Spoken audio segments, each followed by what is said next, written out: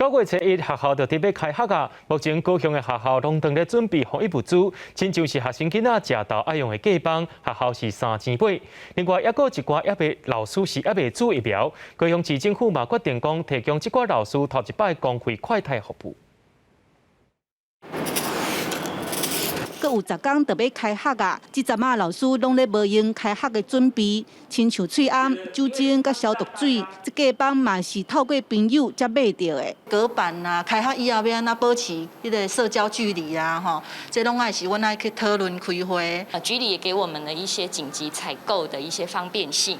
那另外就是说，当然厂商朋友也很支持学校，所以就特别为前进国小留了930份。 前金国小900位学生的假棒已经传好势，不过真侪大型的学校，亲像五福国中已经甲厂商落定，还未出货。目前高雄市阁有1成的老师还未注意封写，这是上大的问题。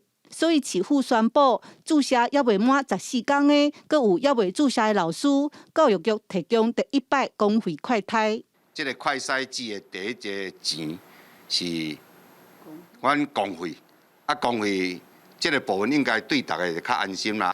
若准有特殊的原因，伊若无注着疫苗的，才会新生，这将来较搁含，阮搁会搁含教育局来协调，看要安怎解决这个问题。高雄市代课甲社团老师最近嘛开始做，开学进前全市学校会大消毒，希望囡仔老师安心回来上课。记者邓亚文、罗伟哲高雄报道。